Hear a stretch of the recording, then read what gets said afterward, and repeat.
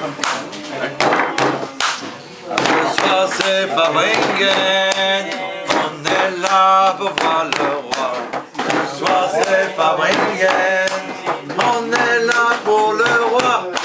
Yechi Adonenu, Morenu ve'Rabbeinu, Melech HaMashiach, Le'olam va'ed. Non, ils arrivent nos frères, Baruch Hashem, Chai. Monsieur Cohen, il arrive, on parle du Cohen de la Géoula. En Eretz Israël, on a un ami ce soir, Baruch Hashem, qui a Ramat Aviv, la yeshiva de Rav Ginsburg, son fils, Yossi. Le grand Rav Ginsburg, justement, qu'on va délivrer un enseignement ce soir extraordinaire. C'est un tampon de la Géoula. Et ceux qui sont là et qui croient qu'ils sont là par hasard, qui sachent qu'ils ne sont pas là par hasard. Donc il y a une bracha pour tout le monde. Cette semaine, il s'est passé un événement mondial. C'était le He Tevet, le 5 du mois de Tevet. Aujourd'hui, on est le 9. Et je voudrais dire aussi une chose très importante, c'est l'anniversaire de ma petite fille Hana. Elle est née le 9 Tevet. Kadosh Baruch Hu, il la bénisse d'être une chassida du Rabbi Melech HaMashiach comme sa tante Hana Sarah, qui va donner du nachat à Kadosh Baruch Hu, du nachat au Melech HaMashiach, la Rabbanit Hana. Elle porte le nom de la mère du Rabbi Baruch Hashem et de sa mamie Hana. Et Baruch Hashem que puisqu'elle est née le 9 Tevet, et on sait que le 9 Tevet, il y a marqué dans le Yom Yom que dans Alenu les Shabéar, à un moment, on parle des idoles que Dieu en préserve, alors on doit enlever la salive qu'on a dans la bouche. Et on l'enlève. Pourquoi? Parce que le Rabbi dit, parce que quand on parle, il y a de la salive qui est sécrétée. Alors il dit qu'à un moment donné, quand on dit ces mots-là qui sont pour les goïms, qu'eux ils sont attachés à ça, même cette salive, on ne veut pas en profiter, c'est pour ça qu'on la crache. On l'enlève. Et entre parenthèses, dans la note du Hayom Yom, le Rabbi dit, d'après le Tas, si je ne me trompe pas, il dit que sachez pourquoi en plus ça tombe ce jour-là. C'est ce jour-là où l'acrobate il est né. Eux ils fêtent un autre jour, ils ne savent même pas. Et le Rabbi il sait la fête, quand elle tombe. Nous on crache sur tout ça. C'est-à-dire quoi on crache? On n'est pas comme les goïms ils crachent dehors par saleté. On enlève la salive, on ne veut pas en profiter. Donc Mazal Tov. Et j'étais tellement attaché à cet enseignement toujours. Parce que souvent il y a des gens qui m'ont dit pourquoi vous crachez les Lubavitch dans la fila? Ça me gênait, ils nous disent ça comme s'ils croient qu'on crache nous dans la synagogue et tout. Alors je leur expliquais, je leur sortais le Yom Yom et Baruch Hashem après ils étaient très étonnés. Mais quand ma petite fille elle est née ce jour-là, ça m'a un peu... C'est quoi elle est née ce jour-là ma fille? Ça veut dire là. Et après j'ai compris pourquoi. J'ai dit elle a la puissance de... Ça veut dire que tout ça là-bas c'est à dégager une force, une puissance spéciale. Que Dieu la bénisse dans tous et tous les enfants d'Israël. Amen. Donc le He Tevet c'était il y a quelques jours. Et ce jour-là, on sait, il y a plus de 30 ans environ, je crois, il s'est passé une chose incroyable, mais là on va l'expliquer dans tous les détails, en résumé quand même, ne vous inquiétez pas, mais toutes les étapes que nous on a mis des années à comprendre, et là on est arrivé à la fin parce que le Rav Ginsburg, à Malach, il a donné le tampon de tout ça. Il s'est passé que le He Tevet, on a appris, il s'est passé une merveille qui est comparée à la libération d'Admour HaZaken, le Yutet Kislev, le Rabbi dit. C'est aussi grand que ce qu'il y a eu à Yutet Kislev, le Rabbi dit. Ce qui s'est passé. Alors qu'est-ce qui s'est passé? Qu'est-ce qui s'est passé? Parmi les 5 livres de la bibliothèque sainte du Rabbi Yosef Yitzhak, qui est l'une des plus grandes bibliothèques du monde au niveau de la sainteté, des livres du Baal Shem Tov, Akadosh, de tous les maîtres de la Chassidout. Merci beaucoup. Merci monsieur. Merci Hachem. Alors, parmi tous les livres saints, ils se sont aperçus qu'il y a des livres qui avaient disparu. Après enquête discrète, ils se sont aperçus que c'était un de nos frères de la famille du Rabbi Yosef Yitzhak qui les avait pris. Nous, Quand ils lui ont fait savoir qu'ils savaient que c'était lui, ils lui ont demandé pourquoi il faisait ça. Je sais pas si ça s'est passé comme ça exactement. Mais en tout cas, lui il a répondu, il a fait savoir, moi je suis un héritier, donc c'est mes livres aussi, je fais ce que je veux. Je fais ce que je veux avec. C'est les miens, je les vends, je les fais, je les lis, je les... Ok. Suite à ça, il a fallu récupérer ces 5 livres. Et ces 5 livres, ils ont été vendus à des sommes très grandes. Et donc pour les récupérer, il fallait beaucoup d'argent. Et il y en a qui ne voulaient pas les rendre. Ils ont payé des millions. Alors le rabbi Melech HaMashiach, il a fait savoir qu'il valait mieux pour les personnes qui détenaient ces livres de les rendre. Il valait mieux. Parce que c'est comme si qu'ils avaient une bombe dans les mains. Entre parenthèses. Hein. C'est pas Stam. Hein. Ces livres de... On ne peut pas s'imaginer la puissance qu'il y a dedans. De la divinité à l'état pur. Maintenant, cette histoire, elle a pris une tournure. On a vu que le rabbi a été très perturbé par cette histoire. Plus tard, on a compris, tous, plus ou moins, quand l'histoire s'est fait connaître à tout le monde. Et au début, il n'y en a que très peu qui savaient pourquoi ça perturbait le rabbi. Pourquoi ça perturbait le rabbi en vérité? Profondément. Parce que le rabbi, vu sa grandeur, son immense grandeur, puisqu'il est le Mashiach, il a perçu et il a compris que c'est pas après les livres qu'on en avait. C'était après la royauté du Rebbe. Le rabbi, il a dit en yiddish à des proches, il a montré son kissé, il a dit c'est au kissé qu'ils en veulent, à la couronne. Il voulait prouver au monde que le rabbi c'est un Rebbe, comme tous les grands rabbins. Ok, il est très grand, ok, il est le plus grand, mais c'est tout. Il voulait pas qu'on dise que le rabbi, non, c'est quelqu'un d'unique, c'est le roi Mashiach, c'est Moshe Rabbeinu. Il voulait faire tomber le Inyan de Mashiach. Donc, qu'est-ce qui s'est passé? Toute cette histoire, elle a fini au tribunal fédéral américain. Et là, c'est là la grandeur de toute cette histoire. Bien qu'il y a des gens qui ont dû être très troublés qu'une affaire comme... Bien sûr qu'il y a eu un bed-in. Hein. Je réponds avant qu'on pose la question lourde qu'on aurait pu poser, pardon. Il est évident qu'on n'a pas le droit d'amener un juif à un tribunal non juif, sauf si on a fait un bed-in. Donc c'est sûr que ça a été fait, puisque le rabbi c'est le Mashiach. D'accord? Et donc ils se sont retrouvés au tribunal fédéral américain, il y a eu un jugement. Et au cours de ce jugement, le tribunal a décidé de convoquer le rabbi pour donner des explications. Bien sûr que les chassidim, ils ont fait comprendre au tribunal, mais on ne peut pas faire venir le rabbi au tribunal. Ah bon, et pourquoi? C'est un homme comme tout le monde. Mais non, justement, c'est pas un homme comme tout le monde. Comment c'est pas un homme comme tout le monde? C'est un rébé, oui, c'est un rébé, mais c'est pas un rébé, monsieur le rabbin. Monsieur le rabbin, comment allez-vous? C'est pas ça. C'est Rabbi, c'est Roche, Béné, Israël, la tête des enfants d'Israël. C'est Moshe Rabbeinu. Vous voulez appeler Moshe Rabbeinu à votre tribunal? Ça veut dire c'est un risque pour toute l'Amérique, là, de disparaître peut-être. Mais shalom. Bon, ça, c'est pas dans la Syrah, mais je voulais dire une blague, quoi. Comme Rava, le grand dans la Gemara, Baruch Hashem, qui faisait une plaisanterie pour que là, ça s'ouvre plus large et qu'on prenne conscience qu'on assiste à un miracle dans notre génération incommensurable. Donc, qu'est-ce qu'ils ont fait le tribunal? Est-ce qu'ils sont sérieux? Et je pense qu'il faudrait qu'on prenne exemple sur eux, sur un point. C'est quand ils ont vu l'insistance des chassidim à dire que le rabbi c'est un rabbi, à expliquer qu'est-ce que c'est qu'un rabbi, ils ont dit ok, nous on comprend pas tout ça, mais on va mener une enquête. On va faire une enquête pour savoir et apprendre et comprendre qu'est-ce que c'est qu'un rabbi. Ils ont fait une enquête, et à la suite de cette enquête qu'ils ont fait, je crois qu'il y a eu 2 personnes du tribunal qui ont été spécialement pour l'enquête. Suite à cette enquête, ils sont venus, ils ont statué qu'après toute l'enquête, réponse de l'enquête, nous savons ce que c'est qu'un rabbi. Eux, ils ont compris. Pourquoi? Il y a Gatsu Matsati Tamim. Celui qui cherche la Torah, elle dit, qui va te dire j'ai trouvé, tu peux le croire.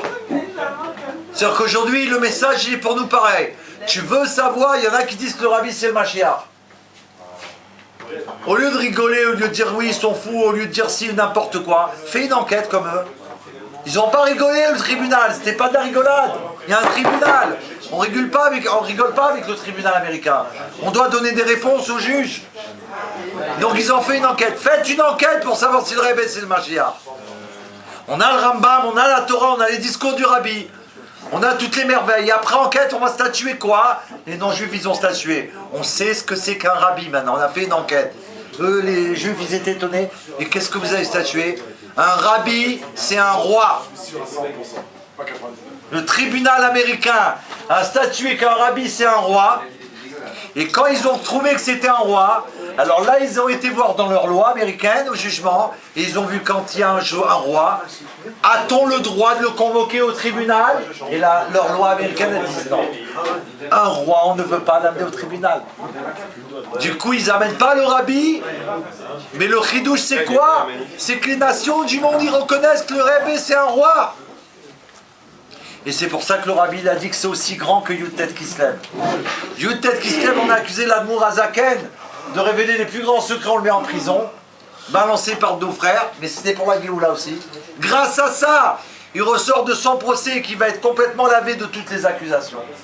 Et plus que ça, les non-juifs, ils vont reconnaître le bien fondé de ses enseignements. Et ils vont lui dire, mais pourquoi vous enseignez qu'ici? Enseignez partout, puisque c'est une merveille. Et donc il obtient quoi? Qu'à partir de là, il va s'étendre dans le monde entier à l'Admour Azaken. Ce procès, il a amené la Géoula. Pourquoi? Parce qu'il y a le tampon des nations du monde, ça veut dire quoi? Parce que Dieu, ce qui l'intéresse surtout, c'est pas que nous on dise oui, on vote et tout, c'est que le monde y reconnaisse Akadosh Baruch Hu à travers le Mashiach. Nous les Juifs, c'est sûr qu'on reconnaît Hachem. Que le monde, ou que les ennemis d'Hachem, eux, ils font tchouva, ils reconnaissent. C'est lui Mashiach. C'est lui Akadosh Baruch Hu. C'est leur Dieu, comme à l'époque de Pharaon. Les premiers-nés d'Égypte, ils ont dû à Pharaon. Laisse sortir le peuple juif. Sinon, nous, on est des aînés, on va mourir. Tout ce qu'il a dit, Moshe, ça s'est réalisé au nom de son Dieu. Ils ont reconnu que Dieu d'Israël, c'était le vrai Dieu. Vous vous rappelez de ça? Et quand Pharaon, il a dit non, qu'est-ce qu'ils ont fait? Ils ont pris leur arme, ils ont été tués leurs frères égyptiens. Et ça s'appelle Shabbat Hagadol, le plus grand Shabbat. Énorme. Énorme.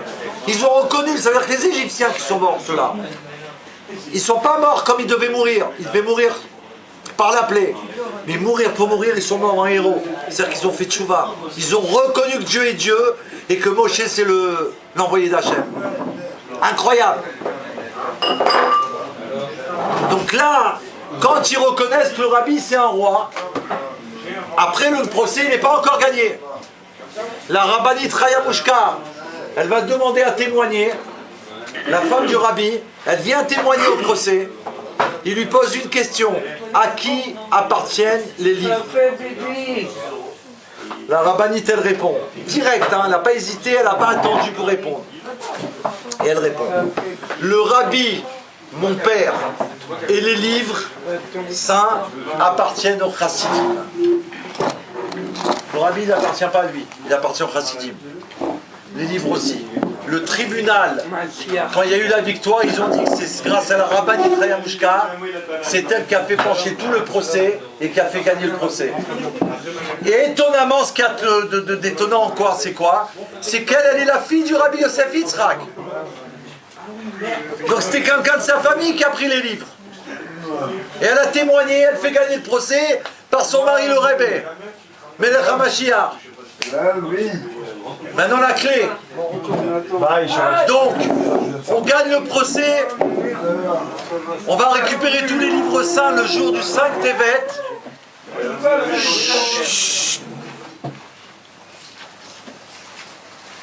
On récupère tous les livres. Le rabbi dit que le 5 Tevet c'est un jour énorme. À tel point que le rabbi demande que ce soit un jour de joie, de faire savoir au monde entier. Et le rabbi demande, et ça c'est incroyable, qu'il soit suivi ce jour de fête, qui va durer éternellement, par 7 jours de fête, de festin. incroyable. Non-stop. Mais non-stop, il y a une question tout de suite que vous devez avoir. Si on est le 5 Tevet, qu'on doit faire un jour de fête, et qui dit 7 jours de festin qui suivent, ça veut dire 6, 7, 8, 9, 10 Tevet. Le 10 TV, ouais. C'est un jour de jeûne. Le rabbi dit 7 jours de fête. Ça va jusqu'au 12. On dépasse le 10 Tevet. Vous comprenez que c'est spécial ou pas? C'est incroyable. Maintenant, il faut bien comprendre ce qui s'est passé dans cette victoire énorme.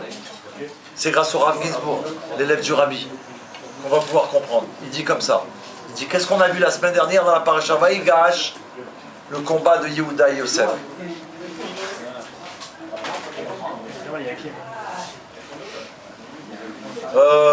Yosef. T'es en live, Il faut l'éteindre. Ouais.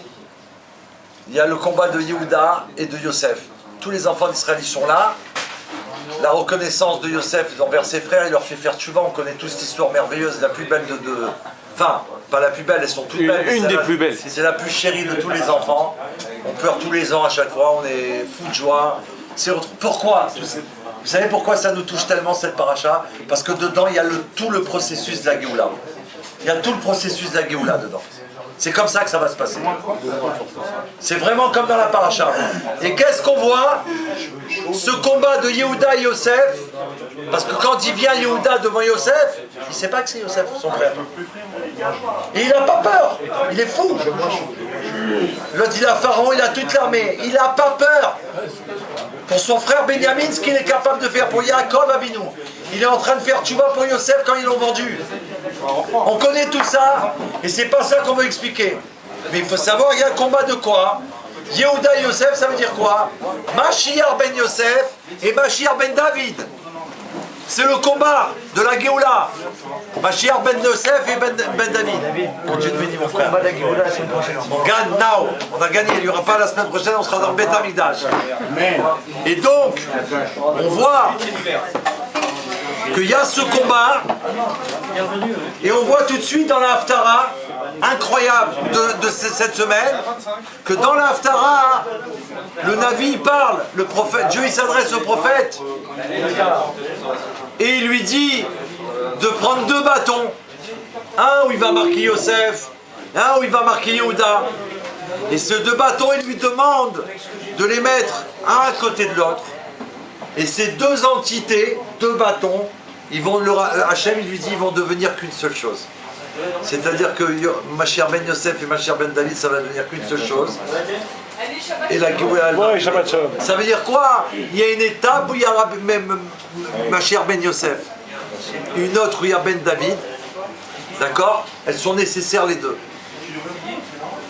Et donc le procès du Tevet, c'est le résultat de cette Haftara.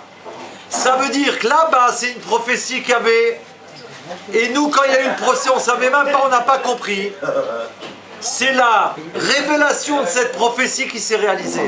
Pourquoi? Pourquoi on peut dire ça? Le Rav Ginsburg, il explique.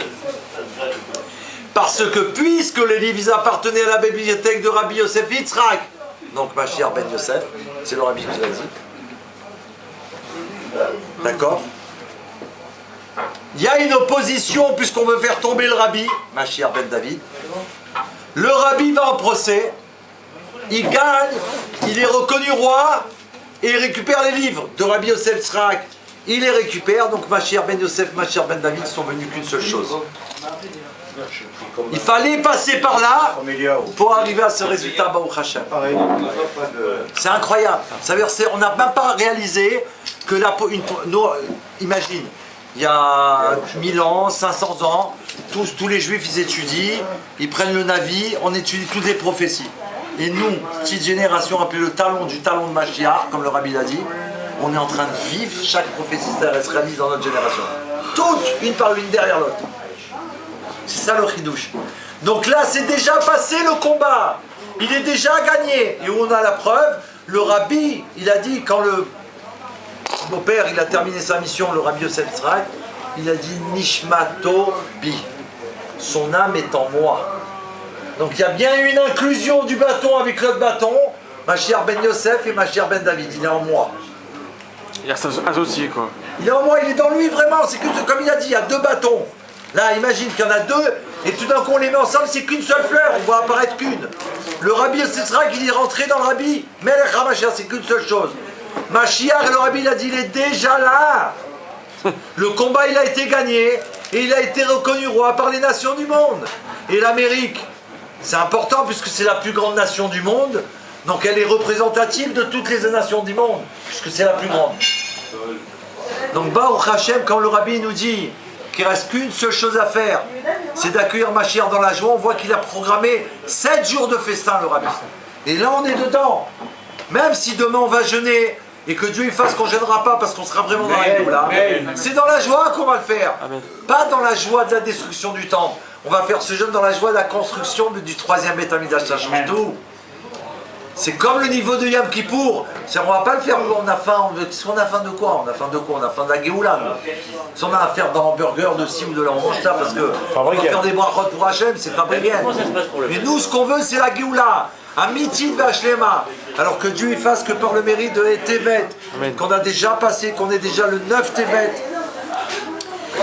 et qu'on va rentrer dans le 10 Tevet, et qu'on va faire le festin que le rabbi nous a promis, que Dieu il attend de nous avec tous les enfants d'Israël, les Avot, les Imaot, tous les tzadikim, tous les enfants d'Israël de chaque génération.